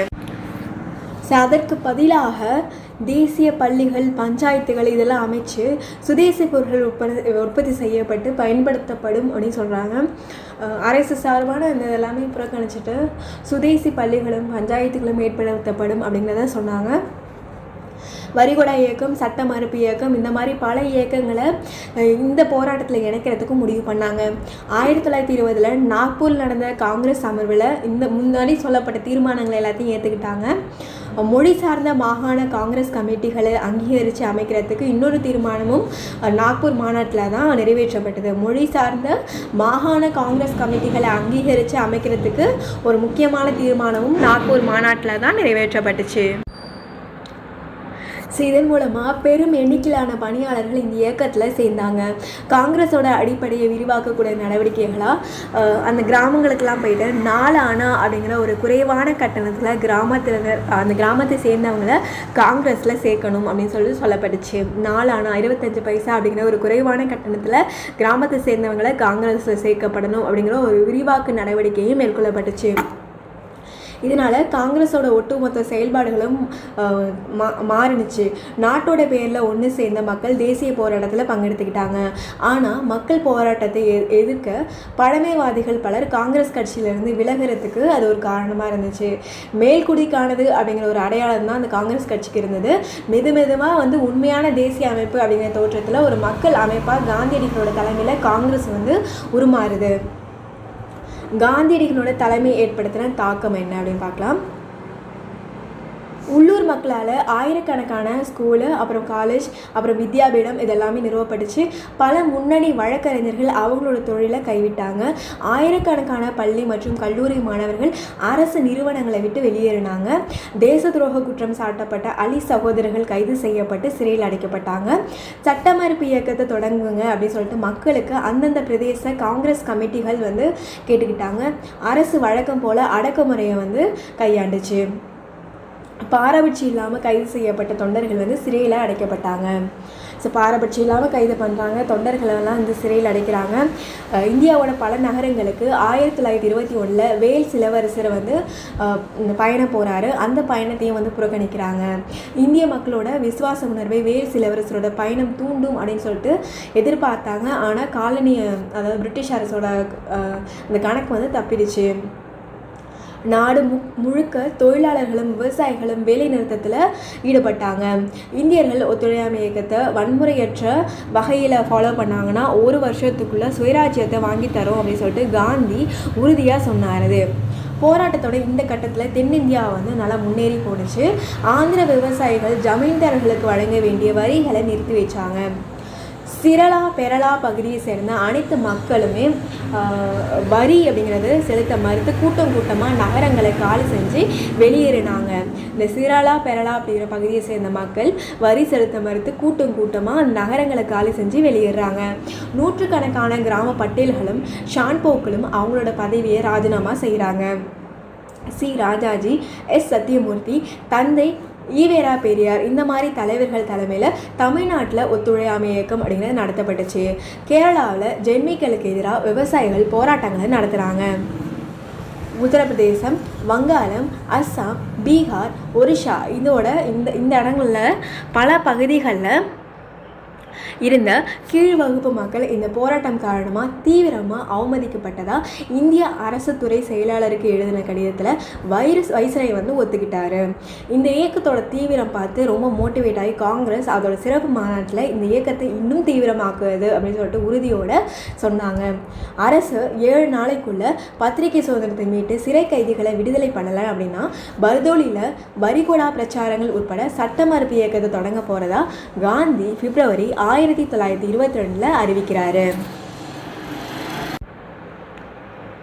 அடுத்தது சௌரி சௌரா சம்பவம், ஒத்துழையாமை இயக்கத்தை திரும்ப பெறுதல். நாடு விடுதலை அடைஞ்சு சுயராஜ்யம் கிடைச்சிடும் அப்படின்னு சொல்லிட்டு பொதுமக்களும் தொண்டர்களும் அதிகமான ஊக்கம் பெற்று போராட்டத்தில் தீவிரமாக பங்கெடுத்துக்கிட்டாங்க. காடுகளில் வசித்த பழங்குடிகள் உட்பட அனைத்து வகுப்பு மக்களையும் இது பாதிச்சது. அவங்கள அது வந்து ஓகே நம்ம போராட்டத்தில் பங்கெடுத்துக்கலாம் அப்படின்னு சொல்லிட்டு அவங்களையும் அதை அட்ராக்ட் பண்ணுச்சு. கலவரம், மோசமான வன்முறைகள் நாட்டில் நடந்துச்சு. மலபார் ஆந்திராவில் 2 வன்முறை கிளர்ச்சிகள் நடந்தது. கரையோர ஆந்திராவோட ராம்பா பகுதியில் அல்லூரி சீதாராமராஜு தலைமையில் பழங்குடியினர் கிளர்ச்சி பண்ணாங்க. ஆந்திராவோட ராம்பா பகுதியில் அல்லூரி சீதாராமராஜு தலைமையில் பழங்குடியினர் கிளர்ச்சி பண்ணாங்க. மலபாரில் முஸ்லீம் மாப்பிள்ளை விவசாயிகள் ஆயுதமேந்தி உயர் வகுப்பு நிலப்பிரபுக்கள் அதுக்கப்புறம் பிரிட்டிஷாருக்கு எதிராக கிளர்ச்சியில் ஈடுபட்டாங்க. மலபாரில் இந்த கிளர்ச்சி சொல்லப்படுது. அடுத்தது உத்தரப்பிரதேசம் கோரக்பூர் மாவட்டத்தில் சௌரி சௌரா அப்படிங்கிற இடத்துல மதுக்கடைகள் அதுக்கப்புறம் உள்ளூர் சந்தையில் அதிக விலைக்கு பொருள்கள் விற்கப்படுறதை கண்டித்து ஒரு தன்னார்வ குழு ஆர்ப்பாட்டங்களை நடத்துகிறாங்க. 1922 பிப்ரவரி 5 3000 நபர்களோடு நடந்த ஒரு காங்கிரஸ் கட்சி பேரணி மேலே போலீஸ் நடத்தின துப்பாக்கிச் சூட்டால் ஆத்திரமடைந்த ஆர்ப்பாட்ட குழுவினர் காவல் நிலையத்தை குறிவச்சு தாக்குதல் நடத்தினதோடு அதை எரிச்சதில் 22 போலீஸார் வந்து இறந்துடுறாங்க. இந்த மாதிரி ஒரு வன்முறையான சம்பவம் நடந்ததை அடுத்து காந்தி ஒத்துழையாமை இயக்கத்தை திரும்ப பெறதை அறிவிக்கிறாரு. இதெல்லாம் வந்து தொண்டர்களுக்கு ஒரு ஏமாற்றம்னா பர்தோலியில் இந்த முடிவை வந்து காங்கிரஸ் வந்து எடுத்துச்சு. இந்த முடிவை வந்து அந்த இயக்கத்தை சார்ந்து இளம் தொண்டர்கள் எதிர்த்தாங்க. ஆனால் காந்தி மேலே நம்பிக்கை வச்ச மற்ற தொண்டர்கள் இது தந்திரமான முடிவு அப்படின்னு நினச்சாங்க. கைது செய்யப்பட்டு 6 ஆண்டுகள் சிறை தண்டனை பெற்ற காந்தி பற்றி ஜவஹர்லால் நேருவும் சுபாஷ் சந்திர போஸும் கடுமையாக விமர்சனம் பண்ணாங்க. இந்த மாதிரி ஒத்துழையாமை இயக்கம் அப்படிங்கிறது முடிவுக்கு வருது. துருக்கி மக்கள் முஸ்தபா கமால் பாட்சா தலைமையில் ஒரு கிளர்ச்சி வருது. சுல்தான்கிட்ட இருந்து அரசியல் அதிகாரத்தை பறித்து கலிபா அப்படிங்கிற ஒரு நடைமுறையை ரத்து செஞ்சுக்கிட்டு மதமும் அரசியலும் இணைந்து பயணிக்க முடியாது அப்படிங்கிற அறிவித்த நிலையில் கிலாபத் இயக்கம் தேவையில்லாமல் போணுச்சு. ஸோ நம்ம ரவுலட் சட்டம் என்னென்னு பார்த்தோம். ரெண்டுமே ஒரே வருடம். எது ரெண்டுன்னா இந்திய கவுன்சில் சட்டமும் ரவுலட் சட்டமும் 1919 அப்படின்னு சொல்லிட்டு பார்த்தோம். அதுக்கப்புறம் மத்திய சட்டப்பேரவை ஒவ்வொரு உறுப்பினரும் இதை எதிர்த்தாங்க. ஆனால் 1919 மார்ச்சில் ரவுலட் சட்டத்தை அரசு வந்து நிறைவேற்றுனுச்சு. 1919 ஏப்ரல் 13 அமிர்தசரஸில் ஜாலியன் வாலாபாக் பகுதியில் மக்கள் திரண்டிருந்தாங்க. அவங்க மேலே கொடுமையான அரசியல் குற்றங்கள் இழைக்கப்பட்டது. சத்யபால் சாய்புதீன் கிச்லு இந்த 2 தலைவர்களும் கைது செய்யப்பட்டதுனால அவங்களுக்கு சப்போர்ட் பண்ணி தான் மக்கள் அந்த இடத்துல ஒன்று கூடியிருந்தாங்க. அவங்கள ஒரு குறுகிய வாயில் மட்டுமே இருக்கக்கூடிய அந்த பகுதியில் வந்து துப்பாக்கிச்சூடு நடத்தி மக்களை வந்து கொன்று குவிச்சாங்க. இது ஒரு முக்கியமான ஒரு நிகழ்வாக கருதப்படுது. ஜாலியன் வாலாபாக் படுகொலைக்கு அப்புறம் ரவீந்திரநாத் தாகூர் அவரோட அரச பட்டத்தை திரும்பி கொடுத்தாரு.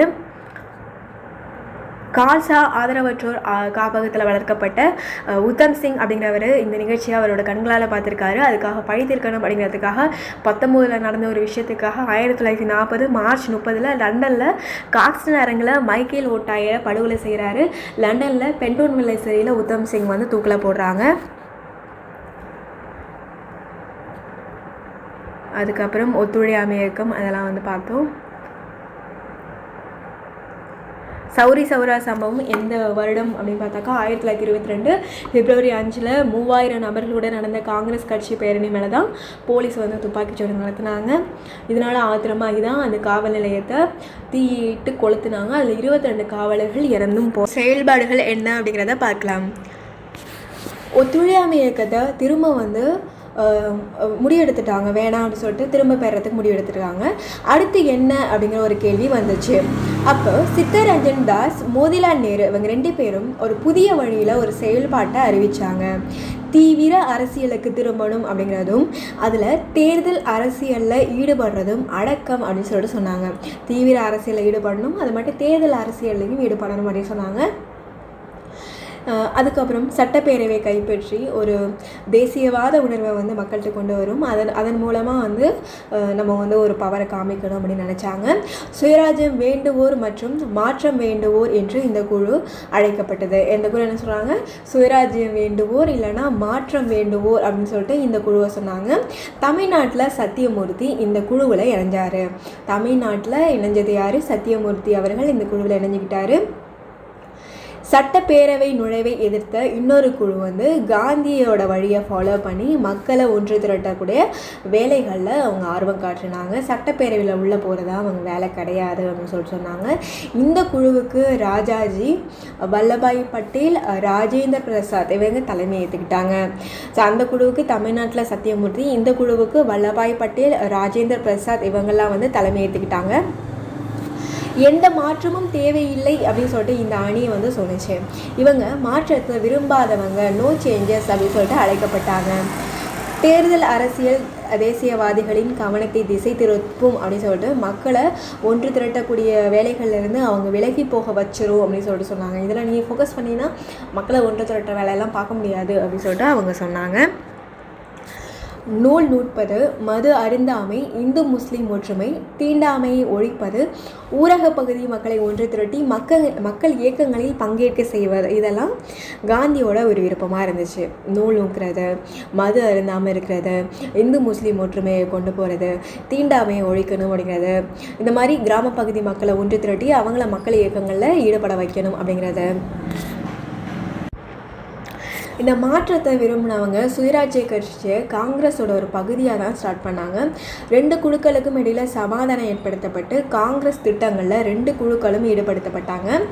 காந்தியடிகளோட ஆக்கப்பணிகளுக்கு ஆதரவு தெரிவித்த நிலையில் அவரோட தலைமையின் கீழே ஒரு குழுவுக்கு இன்னொரு குழுவோட செயல்பாடுகள் துணை நிற்கணும் அப்படின்னு சொல்லிட்டு அந்த இதில் வந்து தீர்மானிக்கப்பட்டுச்சு.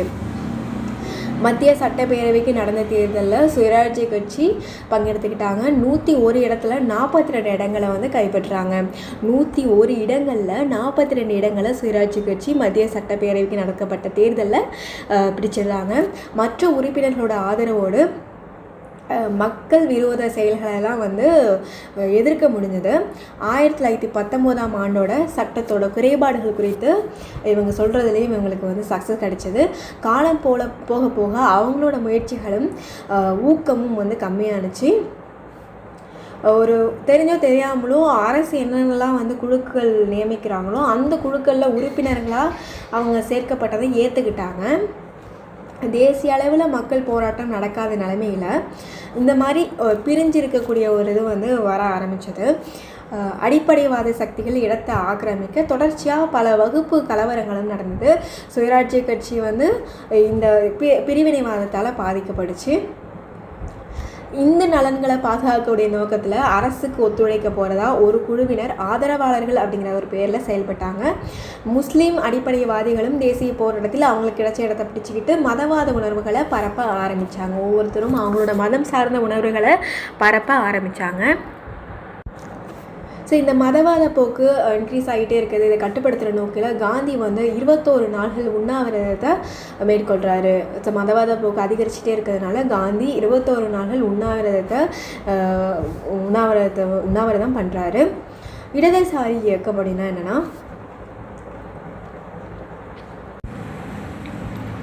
இடதுசாரி இயக்கம் அப்படின்னா என்னென்னா சோசியலிச கருத்துகளும் அதோட ஆர்வலர்களும் அவங்களுக்காக ஒரு களத்தை உருவாக்குறாங்க.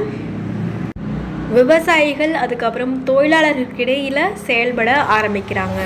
இடதுசாரிகள் தொழிலாளர் விவசாய இயக்கங்களை தொடங்குறாங்க. இந்த மாதிரி காலனி ஆதிக்கம் அதுக்கப்புறம் முதலாளித்துவத்தை விமர்சனம் செய்யக்கூடிய மார்க்சிய சித்தாந்தம் இதெல்லாம் வர ஆரம்பிச்சது. தொழிற்சங்கங்கள் தவிர மாணவர்களையும் இளைஞர்களையும் ஒருங்கிணைக்கிறதுலையும் ஒரு முக்கியமான ஒரு பங்கு இருக்குது. இதை பரப்புறதுல ஜவஹர்லால் நேரு, சுபாஷ் சந்திர போஸ் இவங்களோட பங்களிப்பும் இருக்குது. காலனி ஆதிக்க சுரண்டல், உள்நாட்டில் முதலாளிகள் நடத்துகிற சுரண்டல் இரண்டுக்கும் எதிராக சண்டையிடணும் அப்படின்னு சொல்லிட்டு அவங்க சொல்கிறாங்க. எஸ்ஏ டாங்கே, எம்என் ராய், முஜாஃபர் அகமது இவங்கெல்லாம் காங்கிரஸோட கட்சியோட மூத்த தலைவரான தமிழ்நாட்டோட சிங்காரவேலர் இந்த மாதிரி தலைவர்களோடு சேர்ந்த விவசாயிகள் தொழிலாளர் கட்சிகளை தொடங்கி வச்சாங்க. யாராரு? எஸ்ஏ டாங்கே, எம்என் ராய், முஜாஃபர் அகமது, அப்புறம் சிங்காரவேலர் இவங்களோட சேர்ந்து விவசாயிகள் மற்றும் தொழிலாளர்கள் கட்சியினை தொடங்கி வச்சாங்க. கம்யூனிச சோசியலிசவாதிகள் மற்றும் புரட்சியாளர்களுக்கு எதிராக கடும் நடவடிக்கைகளை அரசு எடுக்குது. அவங்க மேலே சதித்திட்ட வழக்குகளையும் போடுறாங்க.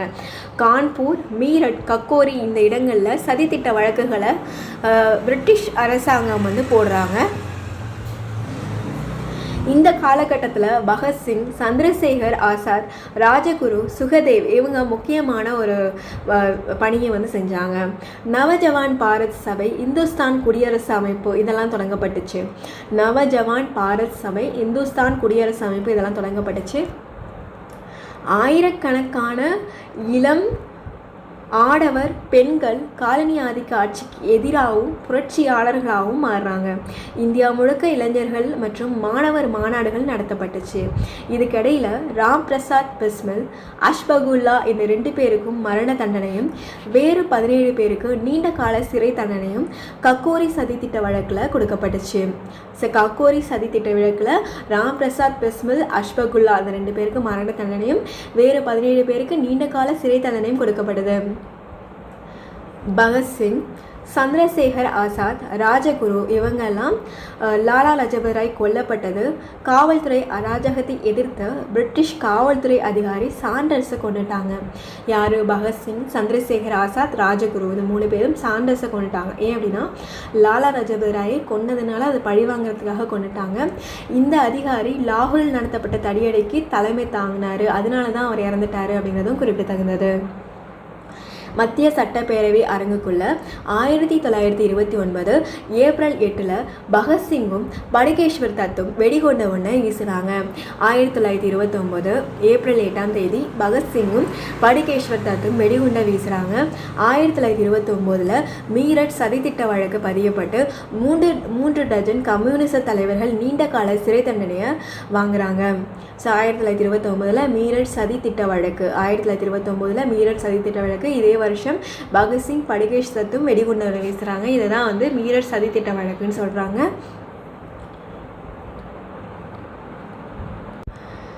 ஸோ அடுத்து நம்ம பார்க்க போகிறது சைமன் குழு, நேரு அறிக்கை, லாகூர் காங்கிரஸ். 1929 30 அரசியல் சாசன சீர்திருத்தங்களோட முதல் தவணையை பிரிட்டிஷார் பரிசீலித்து அறிவிக்க வேண்டியிருந்தது.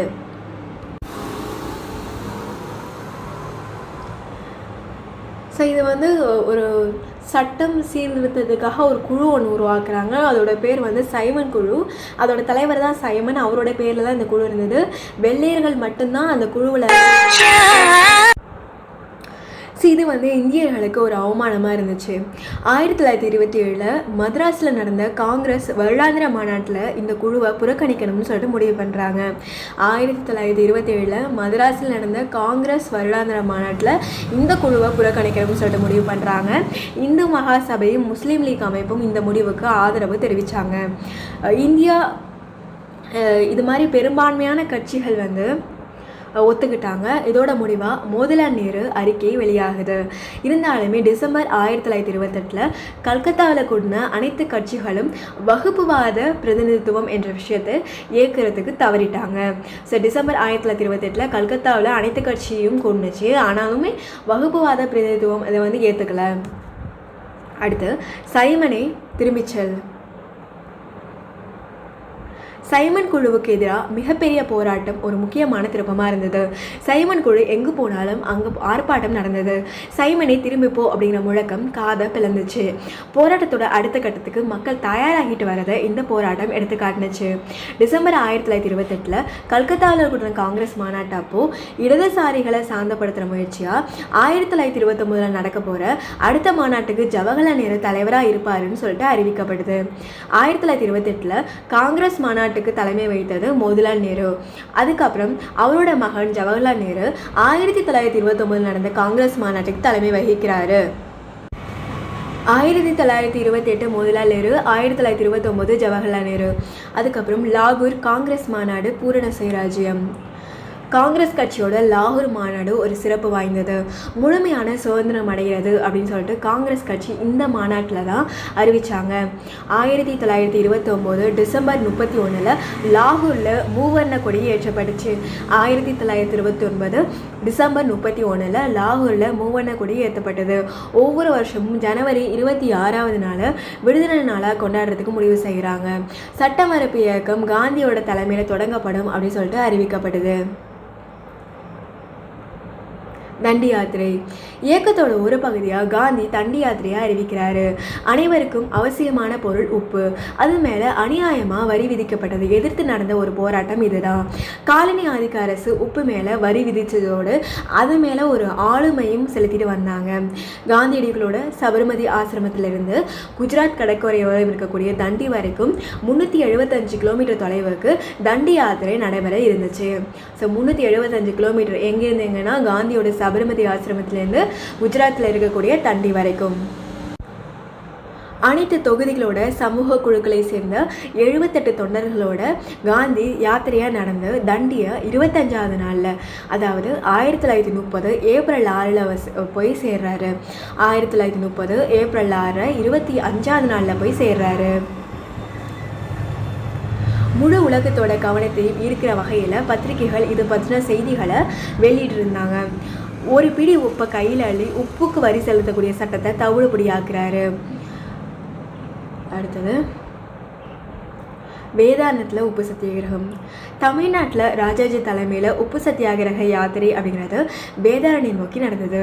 திருச்சிராப்பள்ளியில் தொடங்கி 150 மைல் தொலைவில் இருக்கக்கூடிய தஞ்சாவூர் மாவட்டத்தோட கரையோர கிராமமான வேதாரண்யம் வரைக்கும் இந்த நடைப்பயணம் பண்ணாங்க.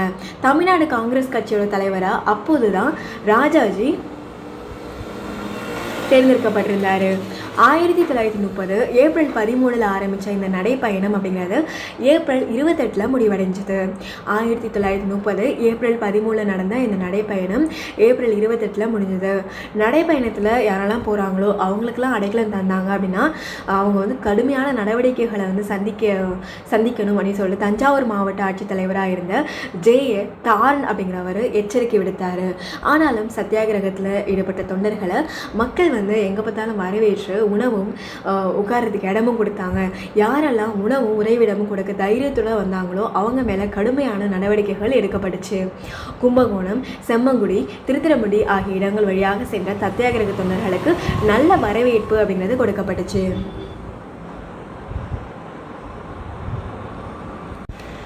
ஸோ அந்த வேதாரண்ய இயக்கம் அப்படிங்கிறது உண்மையில் தென்னிந்திய மக்களை ஒரு தட்டி எழுப்பிடுச்சு, அவங்களுக்கு ஒரு விழிப்புணர்வை கொடுத்துச்சு அப்படின்னு சொன்னால் அது வந்து உண்மைதான். இதோட வந்து பார்த்து முடிச்சிருக்கும். அடுத்த வீடியோவில் வட்டமேசை மாநாடுலாம் பார்க்கலாம். இதில் வந்து சுயராட்சிய கட்சி மற்றும் அதோட செயல்பாடுகளை பார்த்துருக்கும். மோதிலால் நேரு, சித்தரஞ்சன் தாஸ் இவங்க தான் சுயராட்சிய கட்சி உருவாக்குனாங்க. இவங்க வந்து மாற்றத்தை விரும்புவோர், வேண்டுவோர் அப்படின்னு சொல்லிட்டு பார்த்தோம். காந்தி, ராஜாஜி இவங்கெல்லாம் மாற்றத்தை விரும்பாதோர் அப்படின்னு சொல்லிட்டு அழைக்கப்பட்டனர் அப்படிங்கிறதையும் பார்த்தோம். இதில் வந்து சுயராட்சிய கட்சி 101 இடத்துல 42 இடங்களை பிடிச்சது. அது எல்லாமே வந்து பார்த்துருக்கும். அடுத்த முக்கியமான பாயிண்ட்ஸ் மட்டும் பார்க்கலாம்.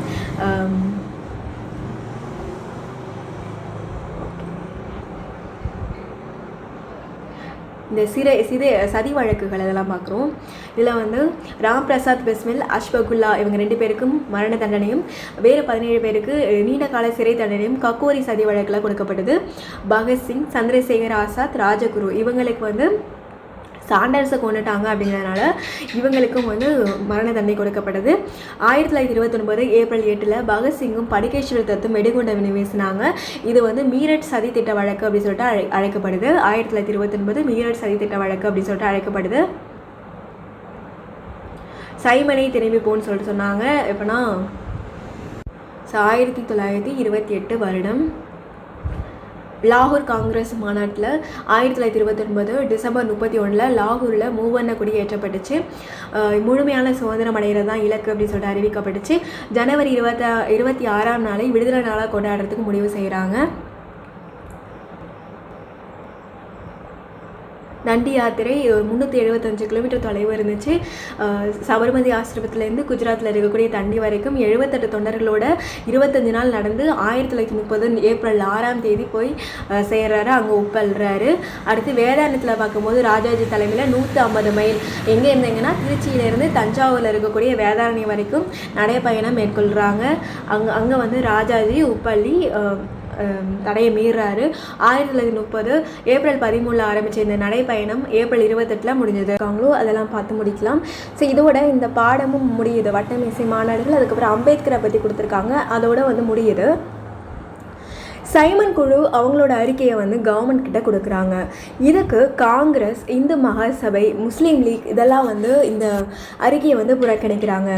இந்த அறிக்கையை ஏற்றுக்கிறதுக்கு பிரிட்டிஷோட ஆட்சியாளர்கள் வந்து நினச்சாங்க. ஆனால் இந்திய தலைவர்களோட ஆலோசனை எதுவுமே இல்லாமல் இதை ஏற்றுக்கிட்டோன்னா அதுக்கு ஒரு பயன் இல்லாமல் போகும் அப்படின்னு சொல்லிட்டு இந்த அறிக்கையை வந்து சட்டப்பூர்வமாகவும் நம்பிக்கைக்கு உரியதாகவும் ஆக்கணும் அப்படிங்கிறதுக்காக நம்மளோட தலைவர்கள் கூட வந்து பேச ஆரம்பித்தாங்க.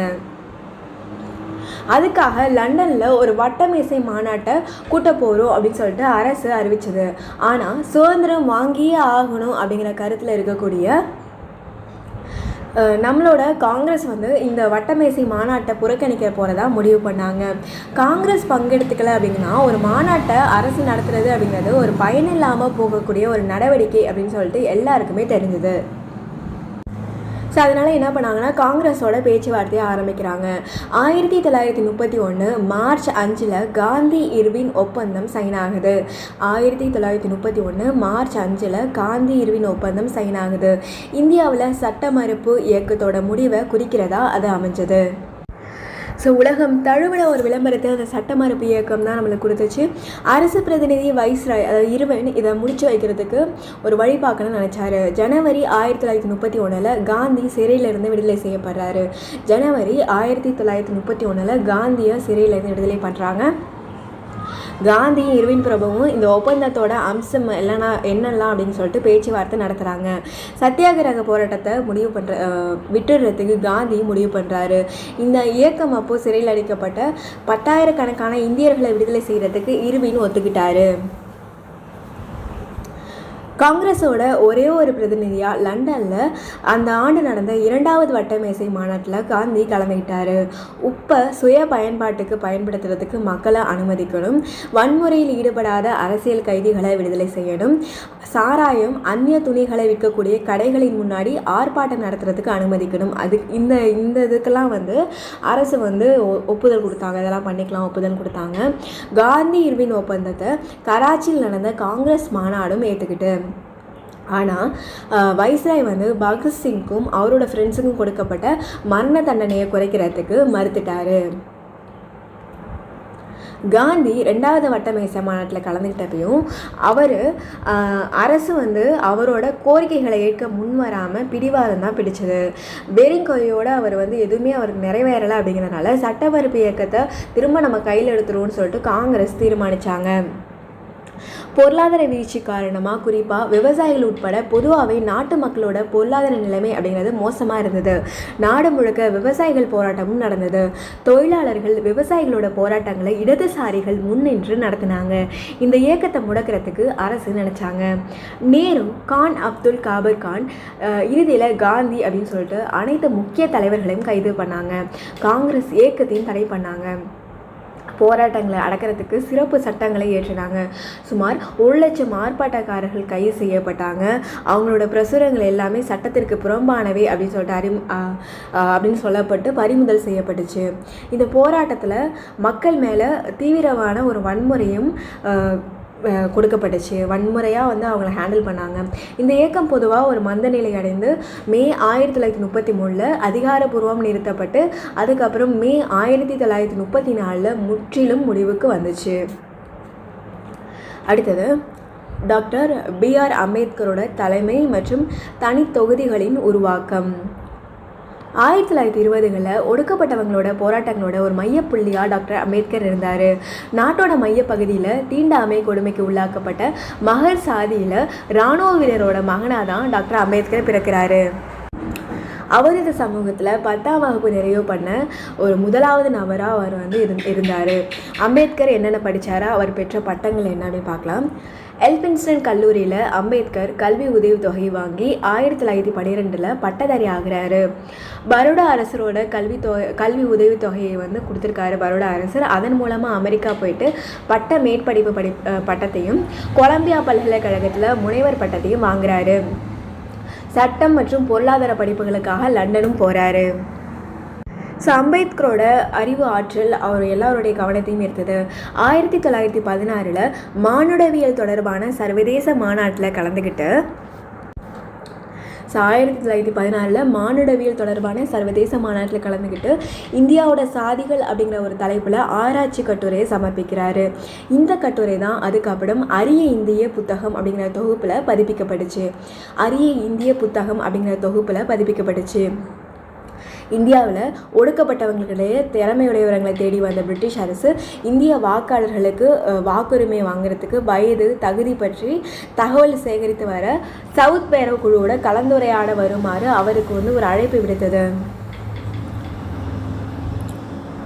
என்ன சொல்கிறாங்க, நம்மளோட இந்தியாவில் ஒடுக்கப்பட்டவங்க இல்லை, அதில் திறமையுடையவங்களை தேடி வந்த பிரிட்டிஷ் அரசு இந்திய வாக்காளர்களுக்கு வாக்குரிமை வாங்குறதுக்கு வயது தகுதி இதெல்லாம் தகவல் சேகரித்து வர ஒரு நிறுவப்பட்ட குழு தான் சவுத் பெரோ குழு அப்படிங்கிறது. அந்த குழுவோட கலந்துரையாட வாங்க அப்படின்னு சொல்லிட்டு அவருக்கு ஒரு அழைப்பு விடுக்கிறாங்க. இந்த கலந்துரையாடலப்போ தான் அம்பேத்கர் முதலாக தனி தொகுதிகளை பற்றி பேசினார். தீண்டாமை கொடுமைக்கு உள்ளாக்கப்பட்ட மக்களுக்கு தனி தொகுதிகள் மற்றும் இடங்கள் ஒதுக்கீடு செய்யப்படணும் அப்படின்னு சொன்னார். இந்த திட்டப்படி தீண்டாமை கொடுமைக்கு உள்ளாக்கப்பட்ட மக்கள் மட்டும் அவர்களுக்கு அப்படின்னு சொல்லிட்டு ஒதுக்கப்பட்ட தொகுதிகளில் மட்டும்தான் வாக்களிக்க முடியும்.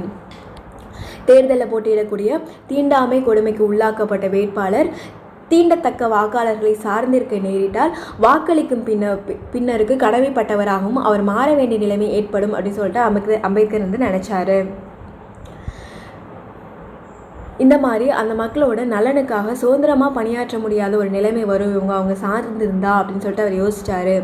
இடஒதுக்கீடு கிடைச்ச இடங்களில் ஸோ இந்த மாதிரி இடஒதுக்கீடு கிடைக்கக்கூடிய இடங்களில் இந்த மாதிரி கொடுமைக்கு உள்ளாக்கப்பட்ட வாக்காளர்கள் மட்டும் வாக்களித்தாங்க அப்படின்னா அவங்களோட உண்மையான பிரதிநிதிகளை தேர்ந்தெடுக்க முடியும் அப்படின்னு சொல்லிட்டு அம்பேத்கர் நினச்சாரு. அம்பேத்கர் புதிய பத்திரிகைகள் அமைப்புகள்லாம் வந்து உருவாக்குனார். மூக் நாயக் அப்படின்னா வாய் பேச முடியாதவர்களோட தலைவர். மூக் நாயக் அப்படின்னா வாய் பேச முடியாதவர்களோட தலைவர். இந்த பத்திரிகை அதோட கருத்துக்களை வெளிப்படுத்துறதுக்காகவும் பகிஷ் கிரித் கிட்டாகரிணி சபை, அதாவது பகிஷ் கிரித் கிட்டாகரிணி சபை, தனித்து விடப்பட்டவர்களின் நலனுக்கான அமைப்பு அப்படிங்கிற ஒரு அமைப்பை தன்னோட செயல்பாடுகளுக்காகவும் அவர் வந்து உருவாக்குறாரு. ஸோ மூக் நாயக் அப்படிங்கிற பத்திரிகையும் பகிஷ் கிருணி ஹிட்டாகரிணி சபை அப்படிங்கிற ஒரு சபையையும் அவரோட கருத்துக்களை பரப்புறதுக்காக உருவாக்குறாரு. ஸோ பம்பாய் சட்டப்பேரவையோட உறுப்பினராக அவர் வந்து அந்த மக்கள் மேலே வந்து விதிக்கப்பட்ட அந்த இது மாதிரி அவங்களுக்கு திறமை கம்மி இதெல்லாம் வந்து சொல்லப்படுறதெல்லாம் வந்து களையிறதுக்காக அவர் வந்து பாடுபட்டார். ஊருணி கிணறுகளில் தீண்டாமை கொடுமைக்கு உள்ளாக்கப்பட்ட மக்களுக்கு தர வேண்டிய அடிப்படை உரிமைகளை மீட்டு தர்றதுக்காக மகத் சத்தியாகிரகம் அப்படிங்கிற ஒரு அமைப்பை தொடங்குறாரு. ஸோ அவரோட அறிவு அதோட நடவடிக்கைகள் எல்லாருடைய கவனத்தையும் ஈர்த்தது. இந்திய தேசிய காங்கிரஸ் காலனி ஆதிக்க ஆட்சியோட அதிகாரிகளை குறிவைத்து நேரடியான தாக்குதல்கள் வந்து இருந்துச்சு. இதுக்கிடையில் காங்கிரஸ் கட்சி மற்றும் காந்திக்கு கீழே சுதந்திர போராட்டம் ஒரு முடிவெடுக்கிற ஒரு கட்டத்தையும் நெருங்கினுச்சு. பூரண சுதந்திரம் இல்லைனா முழுமையான விடுதலை அடைகிறத குறிக்கோளாக அறிவிக்கக்கூடிய இறுதி நிலையை வந்து இந்த போர் வந்து சுதந்திர போர் அப்படிங்கிறது அந்த ஒரு ஃபைனல் ஸ்டேஜுக்கு வந்து சேருது. ஸோ தீண்டாமை கொடுமைக்கு உள்ளாக்கப்பட்ட மக்களுக்கு தனி தொகுதிகள் பெறுறதுல அம்பேத்கரோட பங்களிப்பு என்ன? சுதந்திர இந்தியாவில் தீண்டாமை கொடுமைக்கு உள்ளாக்கப்பட்ட மற்றும் ஒடுக்கப்பட்டவர்களுடைய எதிர்காலம் பற்றி அம்பேத்கர் பெரிதும் கவலை அடைந்தார்னு சொல்கிறாங்க. ரொம்ப கவலைப்பட்டார். அவங்களோட எதிர்காலம் எப்படி இருக்குமோ அப்படின்னு நினச்சாரு. காங்கிரஸோட கட்டுப்பாட்டில் சாதி இந்துக்களோட ஆதிக்கம் அதிகமாக இருக்குமோ அப்படின்னு சொல்லிட்டு கவலைப்பட்டார். அனைத்து கட்சி மாநாடுகள், சைமன் குழு, வட்டமேசை மாநாடு அப்படின்னு சொல்லிட்டு எல்லா இடங்களிலுமே தனித்தொகுதி வேணும் அப்படிங்கிற கோரிக்கையை அவர் வந்து திரும்ப வலியுறுத்தி சொல்கிறாரு. இந்த மாதிரி மக்களுக்கு தனித்தொகுதிகள் கொடுக்கறது வந்து தேசிய இயக்கத்தை இன்னும் வந்து வழிவிளக்க செய்யும் அப்படின்னு சொல்லிட்டு காங்கிரஸும் காந்தியும் வந்து கவலைப்பட்டாங்க. முஸ்லீம் ஆங்கிலோ இந்தியர்களுக்கு தனித்தொகுதி, அதுக்கப்புறம் மற்ற சிறப்பு நலன்கள் இதெல்லாம் வந்து பிரிட்டிஷோட பிரித்தாளும் கொள்கையை வெற்றிகரமாக முன்னெடுத்து போகிறதுக்கு வழி அமைக்கும் அப்படின்னு சொல்லிட்டு வருத்தப்பட்டாங்க. ஒவ்வொருத்தருக்கும் தனித்தொகுதிகள் கொடுத்தோம் அப்படின்னா அவங்க வந்து பிரித்தாளக்கூடிய கொள்கை அப்படிங்கிறது ஈஸியாக அவங்க வந்து பண்ணிக்கிட்டு இருக்காங்க அப்படின்னு நினச்சாங்க. இந்த மக்களை இது வந்து தீண்டாமை கொடுமைக்கு உள்ளாக்கப்பட்ட மக்களை இந்துக்களிலிருந்து அரசியல் ரீதியாக பிரிக்கிறது அப்படிங்கிறது சமூக பாதிப்புகளை உருவாக்கும் அப்படின்னு சொல்லிட்டு காந்தியும் வந்து பயப்பட்டார். ஸோ அந்த இந்துக்கள் அப்படின்னு ஒரு அதுலேருந்தே வந்து தனியாக பிரிக்கிற மாதிரி இருக்குமோ அப்படின்னு சொல்லிட்டு காந்தியும் பயப்பட்டார். வகுப்பு வாரி தொகுதி ஒதுக்கீடு. லண்டனில் நடந்த 2வது வட்டமேசை மாநாட்டில் கலந்துக்கிறதுக்காக காந்தியும் அம்பேத்கரும் போகிறதுக்கு முன்னாடி அவங்களுக்கு இடையில் தனித்தொகுதிகள் பற்றின ஒரு கருத்தில் பேச்சு வந்து தோல்வி அடைஞ்சிச்சு. 2 பேருக்கும் ஒத்து போல் வட்டமேசை மாநாட்டு அப்போ 2 தலைவர்கள் இடையில் இதே கருத்து குறித்து விவாதமும் நடந்தது. பிரிட்டிஷ் பிரதமர் ராம்சே மெக்டொனால்ட் இதில் தலையிட்டு முடிவெடுக்கணும் அப்படின்னு சொல்லிட்டு இந்த கருத்தில் ஒரு முடிவு அப்படிங்கிறது கிடைக்காமலே இருந்துச்சு. ஆகஸ்ட் 1932 வகுப்பு வாரி தொகுதி ஒதுக்கீடுகள் பற்றி பிரிட்டிஷ் அரசு வந்து அறிவிக்கிறாங்க. ஸோ இந்த மாதிரி இடஒதுக்கீட்டோட கூடிய தனித்தொகுதிகள் பற்றின அம்பேத்கரோட கோரிக்கையும் ஏற்றுக்கிட்டாங்க. என்ன சொல்கிறாங்க, இடஒதுக்கீடோட கூடிய தனித்தொகுதி இந்த மாதிரி அம்பேத்கரோட கோரிக்கைகளும் ஏற்றுக்கிட்டாங்க. அடுத்து வந்து பூனா ஒப்பந்தம். இந்த மாதிரி தீண்டத்தகாதவங்களுக்கு தனித்தொகுதிகள் கொடுக்கப்படுறத அவர் வாழ்நாள் முழுக்க எதிர்க்க போகிறேன் அப்படின்னு சொல்லிட்டு காந்தி சொல்கிறாரு. அதனால் அவர் வந்து எங்கே அடைச்சிருக்காங்கன்னா எரவாடா சிறையில் அடைச்சிருக்காங்க. அங்கேயும் வந்து சாகும் வரைக்கும் உண்ணாவிரதம் இருக்க போகிறேன் அப்படின்னு சொல்லிட்டு சொல்கிறாரு. காந்தியோட உயிரை காப்பாற்றக்கூடிய அழுத்தம் அம்பேத்கருக்கும் வந்துச்சு. ஆலோசனை, கூட்டம், பிரார்த்தனை எல்லாமே பண்ணாங்க. அதோட விளைவாக காந்தியோட அந்த சிறைசாலையில் சந்தித்ததுக்கு அப்புறம் வகுப்பு வாரி தொகுதி ஒதுக்கீடு அப்படிங்கிறது திரும்ப பெறப்பட்டுச்சு. அம்பேத்கர் காந்திக்கு இடையில் ஒரு பூனா ஒப்பந்தம் அப்படின்னு சொல்லிட்டு ஒரு புதிய ஒப்பந்தம் போடப்பட்டது. தீண்டாமை கொடுமைக்கு உள்ளாக்கப்பட்ட மக்களுக்கு தனித்தொகுதிகளை பறிச்சுக்கிட்டாலும் இந்த ஒப்பந்தம் வந்து தனித்தொகுதி கொடுக்கல அப்படின்னாலும் அந்த இடங்களோட ஒதுக்கீடு அப்படிங்கிறதுக்கு வந்து ஒரு உத்தரவாதம் கொடுத்தாங்க. இடஒதுக்கீடு பெற்ற தொகுதிகள் அப்படிங்கிற ஒரு சட்ட அம்சம் அரசியல் சாசனத்தில் சேர்க்கப்பட்டுச்சு. அதன் மூலமாக திருத்தங்களும் ஏற்படுத்தப்பட்டது. சுதந்திர இந்தியாவோட அரசியல் சாசனத்திலையும் இந்த வந்து இடஒதுக்கீடு பெற்ற தொகுதிகள் அப்படிங்கிறது இடம்பெற்றது. ஸோ அம்பேத்கரை பற்றி பார்த்துட்டு இருக்கோம். அம்பேத்கரும் கட்சி அரசியலும் சொல்கிறாங்க. அம்பேத்கர் வந்து 2 கட்சிகளை ஆரம்பித்தார். சுதந்திர தொழிலாளர் கட்சியை 1937லையும் பட்டியல் இனத்தவர் கூட்டமைப்பு 1942லையும் தொடங்குறாரு. சுதந்திர தொழிலாளர் கட்சி 1937, பட்டியல் இனத்தவர் கூட்டமைப்பு 1942 அவர் ஸ்டார்ட் பண்ணுறாரு. அவரோட போராட்டங்களை அங்கீகரித்து காலனி அரசு அவரோட ஆதரவை வந்து சமன்படுத்தணும் அப்படிங்கிறதுக்காக அம்பேத்கரோட சேவைகளை பயன்படுத்தினாங்க. 1942ஆம் ஆண்டு பாதுகாப்புத்துறை ஆலோசனை குழுவோட உறுப்பினராக அம்பேத்கர் நியமிக்கப்படுறாரு. சில மாதங்களுக்கு பிறகு வைஸ்ராயோட அமைச்சராகவும் இடம் பிடிக்கிறாரு. நாட்டுக்கு அவர் பண்ண சேவைகளுக்கு மகுடம் சூட்டுற விதமாக சுதந்திர இந்தியாவோட அரசியல் சாசன வரைவு குழுவோட தலைவராக அவர் தேர்ந்தெடுக்கப்படுறாரு. சுதந்திரம் கிடைச்சதுக்கு அப்புறம் நேரு அமைச்சரவையில் அவர் அமைச்சராக இடம்பெறத்துக்கு அவருக்கு ஒரு அழைப்பும் வந்துச்சு. இது எல்லாமே நம்மளுக்கு தெரிஞ்சது தான். இதுக்கிடையில் ஒரு மேப் கொடுத்துருக்காங்க. என்னென்னா விடுதலை போராட்டத்தில் மக்களை ஒன்றிணைத்தல் அப்படிங்கிற தலைப்பில் கொடுத்துருக்காங்க. எங்கெங்கே எது நடந்தது அப்படின்னு சொல்லிட்டு ஜாலியன்வாலாபாக் படுகொலை பஞ்சாபில், சௌரி சௌரா உத்தரப்பிரதேசத்தில் ஒத்துழையாமை இயக்கத்தை நிறுத்திட்டாங்க. அங்கே ஏற்படுத்தப்பட்ட ஒரு வன்முறை காரணமாக நிறுத்திட்டாங்க. தண்டி குஜராத் சட்டமறுப்பு இயக்கம், சம்பரான் பீகார் அவுரி விவசாயிகள் இயக்கம், கேதா குஜராத் விவசாயிகள் சத்தியாகிரகம், அகமதாபாத் குஜராத் பருத்தி ஆலை தொழிலாளர்கள் சத்தியாகிரகம், மகாராஷ்டிராவில் மகத் சத்தியாகிரகம். இதான் இப்போ பார்த்துக்கிட்டு இருக்கோம். மகத் சத்தியாகிரகம் அப்படிங்கிறத அம்பேத்கர் பண்ணது அப்படிங்கிறத சொல்லிட்டு பார்த்துக்கிட்டு இருக்கோம். ஸோ இதோடு இந்த பாடம் வந்து முடியுது. அடுத்த வீடியோவில் சந்திக்கலாம். நன்றி.